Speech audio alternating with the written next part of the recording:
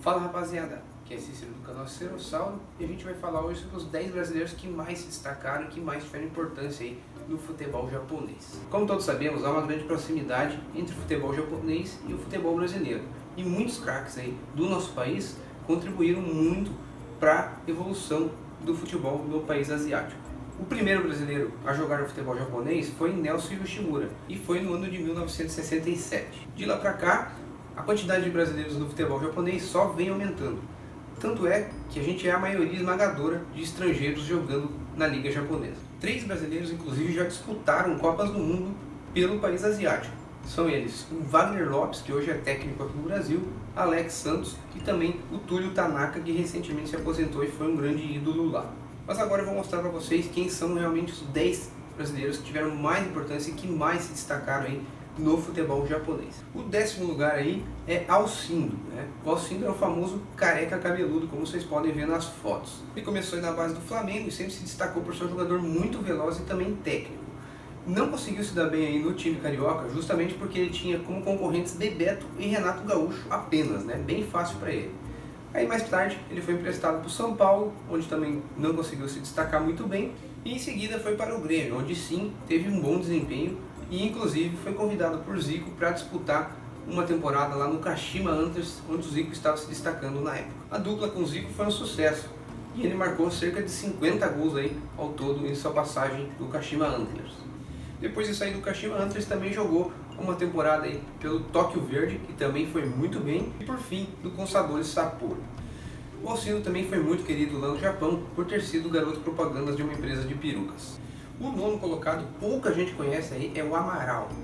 O Amaral foi um jogador que se destacou primeiramente no Capivariano e em alguns times do interior paulista, até chegar no Palmeiras. Quando chegou no Palmeiras, tinha uma concorrência muito grande com o Evair, pouco apareceu também, e ainda por azar, logo na sua chegada, ele teve um problema sério no menisco, né? Recebeu uma boa proposta para ir futebol japonês, jogando pelo Tokyo Gas. Era um time novo, né? E que estava nas divisões de baixo ainda do futebol japonês ao princípio. O Tokyo Gas cresceu muito, né? Subindo divisões e virou o que a gente conhece hoje, o FC Tóquio. Nunca foi campeão japonês, mas é um time que vem crescendo a cada ano. O atacante brasileiro esteve em todo esse período de transformação do clube e foi com certeza um dos responsáveis pelo que o FC Tóquio é hoje. Em toda a sua passagem pelo clube, foi conhecido como o Rei de Tóquio, anotando 178 gols e fazendo ao longo desse tempo o time chegar até a primeira divisão. O Amaral ainda continuou no Japão e jogou mais 4 temporadas por lá até se aposentar em 2009. O 8º, já muito conhecido de todo brasileiro, é o Leonardo.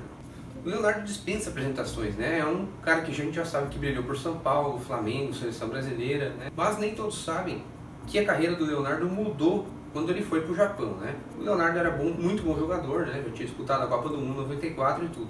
Mas ele era um lateral esquerdo. Já havia sido colocado algumas vezes jogando pelo São Paulo como meia, mas foi no Japão que ele atuou exclusivamente nessa posição, justamente indicado por Zico, assim que o Zico se aposentou. E a escolha de Zico deu muito certo, né? O sucesso foi absurdo. O Leonardo marcou 36 gols nas 3 temporadas em que jogou pelo Kashima Antlers. E seu nome está marcado na história, com certeza, justamente porque fez esse gol que até hoje é considerado o gol mais bonito da história do futebol japonês. É uma pintura mesmo. E como a gente sabe, depois disso, ele nunca mais jogou como lateral esquerdo, né, e construiu uma carreira brilhante de sucesso na Europa, atuando por PSG e Milan também, né? O 7º colocado é o Emerson Sheik. Talvez poucos saibam, mas o Sheik veio da base do São Paulo e nos anos 90, ali no finalzinho dos anos 90, ele era o cara que era tido como um fenômeno na base do São Paulo. Se destacava muito mais do que Kaká e Júlio Batista também. Logo que entrou no time principal do São Paulo, logo pegou titularidade, né? Mas havia desconfiança muito grande sobre sua idade. Ele era muito mais forte aí, sempre desde a base que os outros rapazes ali, e também mais preparado, assim, né? E o São Paulo tinha acabado de sofrer um problema bem sério com o Sandro Hiroshi, que tinha sido gato aí, bem conhecido aí no Brasil, e que estava com medo de tomar mais uma punição, justamente porque o Emerson tinha tudo para ser um gato mesmo. Então, assim que pintou uma proposta pelo Sheik, o São Paulo preferiu vender rapidamente para se livrar desse incômodo que poderia ter, né? E foi realmente confirmado anos depois, não foi nem quando ele foi para o Japão, foi quando ele saiu do Japão e foi para a Arábia, anos depois. Confirmado que o Sheik tinha 3 anos a mais do que apresentava, né? E jogando no futebol japonês, o Sheik foi um sucesso absurdo. Foi como um furacão, veio e detonou tudo que aparecia pela frente. Na sua primeira temporada ele fez 31 gols em 34 jogos, sendo aí o artilheiro do campeonato japonês pelo Consadole Sapporo. No ano seguinte, ele trocou de time e foi para o Kawasaki Frontale. E lá, em 18 jogos, fez 19 gols, continuando com uma média incrível. Para finalizar aí sua passagem no futebol japonês, ele jogou pelo Urawa Reds. Todo foram 5 temporadas pelo Urawa Reds, se tornando um grande ídolo. E por 3 anos esteve na seleção do ano da J-League. O sexto colocado, Juninho, outro jogador que também não é muito conhecido no Brasil. Ele que começou aí nas categorias de base do Bahia e ganhou um pouco de destaque quando foi para o Palmeiras, aí, jogando de 2000 até 2002 no clube paulista. O Kawasaki Frontale estava interessado em Sandro Hiroshi, que estava na época jogando no Flamengo. Um olheiro foi enviado justamente para ver o Sandro Hiroshi jogar. E o jogo entre Flamengo e Palmeiras. O problema é que o Sandro Hiroshi não jogou nada e o Juninho acabou com o jogo. Então mudou os planos aí do Kawasaki Frontale e ao invés de contratar o Sandro Hiroshi, investiram no Juninho e levaram o brasileiro aí para o clube. O atacante se tornou o ídolo máximo aí do Kawasaki Frontale, atuando por 8 temporadas, fazendo mais de 300 jogos aí com a camisa do clube. É até hoje o maior artilheiro da história do clube, com 208 gols marcados. Em 2012, o brasileiro foi contratado aí pelo Kashima Antlers, o maior campeão japonês, devido a seu grande sucesso no Kawasaki Frontale. O problema é que Juninho não conseguiu repetir as mesmas atuações que teve no Kawasaki e acabou ficando só por 2 temporadas, não tendo seu contrato renovado.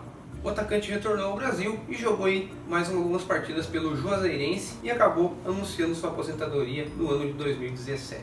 O quinto aí, a gente já citou antes, um jogador que disputou até a Copa do Mundo pelo Japão, é o Túlio Tanaka. Ele que nasceu em São Paulo, mas é neto de japoneses. Ele teve uma breve passagem aí pelas categorias de base do Cruzeiro, mas sem muito sucesso acabou indo para o Mirassol logo em seguida e lá sim acabou se destacando, né? Como ele já tinha a nacionalidade japonesa, ficou mais fácil aí para ele ir para o Japão. Então assim que ele recebeu uma proposta aí com bolsa de estudos para terminar até o ensino médio lá no país asiático, ele não pensou 2 vezes e foi morar com os avós lá e terminou seus estudos aí conciliando com a carreira de jogador de futebol. Em 2001 ele se formou e foi contratado pelo Sanfrecce Hiroshima. Lá, em 2 temporadas, não ganhou muito destaque e acabou sendo emprestado para alguns times. Até que na segunda divisão japonesa ganhou um destaque absurdo e atuando como zagueiro foi o grande destaque do time, sendo artilheiro, inclusive na temporada, marcando 10 gols. Logo em seguida o Urawa viu aquele jogador se destacar, justamente pelo seu zagueiro e fazer muitos gols, contratou ele e ele participou daquele Urawa que eu citei antes, junto com o Emerson Sheik, ganhando quase tudo na época aí, não só no Japão, mas também na Ásia. E além disso, o Túlio ainda continuou marcando muitos gols, conquistando aí muitos títulos então com o Urawa e também o carinho da torcida. Em 2010 foi para o Nagoya Grampus, onde disputou 7 temporadas e é até hoje um dos maiores ídolos da história do clube. Por fim aí, já veterano, foi para o Kyoto Sanga, disputando 3 temporadas antes de sua aposentadoria e uma dessas temporadas ele acabou fazendo 15 gols, ele batendo um recorde como zagueiro no campeonato japonês. Com a seleção japonesa, fez 8 gols em 43 jogos e anunciou sua aposentadoria aí no ano de 2019. O nipo brasileiro fez 130 gols em sua carreira, algo muito raro para um zagueiro, né? E ele sempre se destacou por ser um jogador muito guerreiro e valente dentro de campo, só que algumas vezes passava um pouco dos limites e era um pouco agressivo também. O quarto, Robson Ponte, outro jogador que não tem muita fama no Brasil, né? Mas a história de Robson começa aí nas categorias de base do Juventus de São Paulo. Pouco depois se transferiu para o Guarani e vinha tendo boas atuações, mas um amistoso mudou a sua vida. Em janeiro de 99, pré-temporada aqui no Brasil, o Leverkusen fez um amistoso aí com o Guarani lá no Brinco de Ouro da Princesa, né? Esse amistoso acabou sendo 6-4 para o Guarani e Robson Ponte fez 3 gols e deu 2 passes. Foi uma atuação realmente brilhante aí do brasileiro. E é claro que o Leverkusen ficou encantado aí com o rapaz, né? Pagando 4 milhões de euros para levar ele para a Alemanha.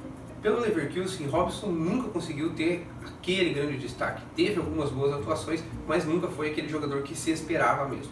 No ano de 2001, Robson foi emprestado para o Wolfsburg e lá sim fez boas atuações. O Leverkusen solicitou seu retorno e novamente pelo Leverkusen não conseguiu ter o mesmo sucesso. de repente porque a concorrência era grande e o ritmo de partidas jogadas não era tão grande, né? Quando o Emerson Sheik foi para o Catar, o Urawa precisava de um jogador com umas características parecidas aí para ser o substituto, e foi atrás do Robson Ponte, fez uma boa proposta e o rapaz foi então para o país asiático.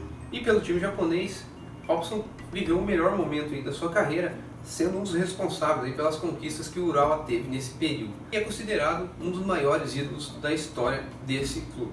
Ele ainda retornou para o Brasil e jogou algumas partidas aí pelo Grêmio Barueri até anunciar sua aposentadoria em 2011. O terceiro colocado aí nessa lista é Dunga, o xerifão do Tetra.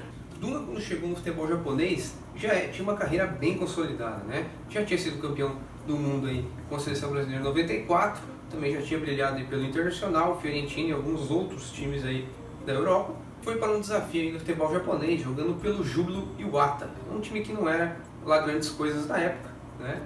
E que nunca tinha ganho a liga japonesa. Então Dunga aí foi o principal jogador que mudou a história do time. O Júbilo, que era um time modesto, acabou se tornando um dos melhores times do Japão, mudando completamente sua mentalidade. É reconhecido como um dos maiores ídolos da história do clube, justamente por passar uma mentalidade de campeão. Não só dentro de campo, tecnicamente contribuiu demais, tanto é que foi campeão japonês com o Júbilo, mas também para dirigentes e até torcedores aí, mudando completamente essa mentalidade de um time que era modesto para ser um dos maiores aí, né? Muitos dirigentes até hoje são muito gratos ao Dunga e relatam o quanto o brasileiro era um líder dentro e fora de campo para o clube. Após vencer a primeira J-League aí com o Dunga sendo capitão do time em 1997, jogando muito bem, depois venceu mais duas J-Leagues ainda em sua história, mostrando que realmente o Júbilo cresceu demais nesse período. E em 4 temporadas o Dunga marcou 17 gols aí com o time japonês. O segundo aí, Marquinhos Cambalhota. Muita gente se perguntando como pode o jogador que a gente nem conhece direito ser o segundo. Pois é, mas em números não há nenhum estrangeiro que supere Marquinhos no futebol japonês. Ele é o estrangeiro com o maior número de gols, sendo 152 marcados na história da primeira divisão japonesa, e também é o 4º maior artilheiro dessa mesma competição. O início do Marquinhos no futebol é um pouco diferente do que a gente conhece, né? A maioria dos jogadores começam como crianças ou até adolescentes aí nas bases dos clubes brasileiros, e aos poucos entram no time principal e dali para frente se destacam e criam uma carreira com sucesso. Marquinhos era caminhoneiro até os 21 anos. Em uma passagem aí por Ponta Grossa, no Paraná, Marquinhos viu que estava rolando uma peneira no campo do Operário de Ponta Grossa.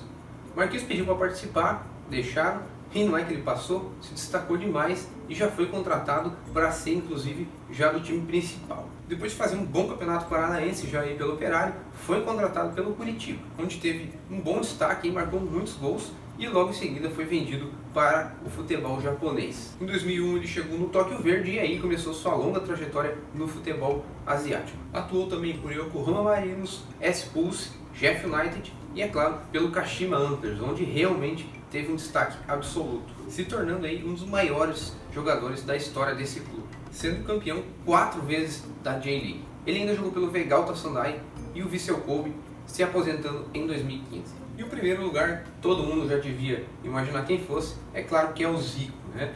O Zico anunciou sua aposentadoria em 1989, né? Mas após um convite aí em 91 para disputar o novo campeonato japonês que estava se reformulando, o Zico aceitou e se mandou lá para o país asiático. O Sumitomo Metals tinha um projeto bem legal para se tornar um time bem estruturado, e Zico era a peça-chave desse projeto. Em sua primeira temporada aí com o clube, Zico disputou a segunda divisão japonesa e fez 22 gols em 24 jogos, levando o time já para a primeira divisão. Por si só, Zico já levava um público absurdo aos estádios e traía o interesse do público para o futebol. Tanto é que o futebol, na época, nem era o esporte mais requisitado aí no Japão.